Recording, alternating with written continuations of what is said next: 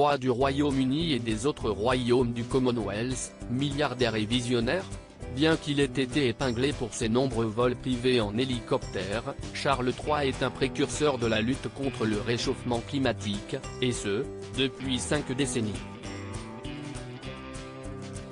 Le souverain de 73 ans est notamment à la tête, via le Crown Estate, de 5 parcs éoliens offshore. Les recettes de ce dernier, tout comme l'entièreté des recettes générées par le Crown Estate, sont reversées au trésor public britannique.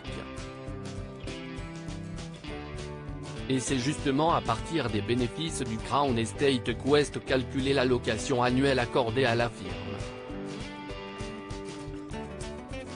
Celle-ci équivaut à 25% des bénéfices, auxquels il faut toutefois ajouter 10% supplémentaires pour la rénovation de Buckingham Palace. Cela représente une somme de 86,3 millions de livres sterling pour l'année 2023 sur 2024. Et si ce mode de calcul de l'allocation annuelle de la firme a récemment été abaissé à 12% des bénéfices du Crown Estate, le quotidien britannique The Sun rapporte qu'elle devrait toutefois connaître, à partir de 2025, une hausse de 40 millions de livres, induite par l'augmentation des recettes générées par les parcs éoliens offshore de la couronne. Celle-ci devrait en effet dépasser la barre du milliard de livres alors que de nouveaux contrats d'exploitation de l'énergie éolienne ont été récemment conclus.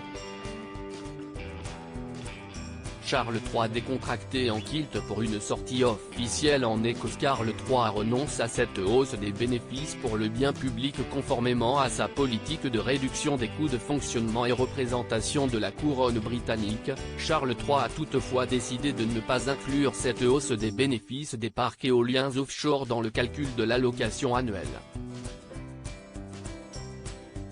The Guardian a effectivement expliqué que le monarque a demandé que ces fonds supplémentaires soient utilisés pour le bien public général plutôt que comme un financement supplémentaire pour la monarchie. Une mesure qui devrait faire l'unanimité alors que le Royaume-Uni fait face à une inflation qui avoisine les 11%. Article écrit en collaboration avec 6 médias. Crédit photo, agence.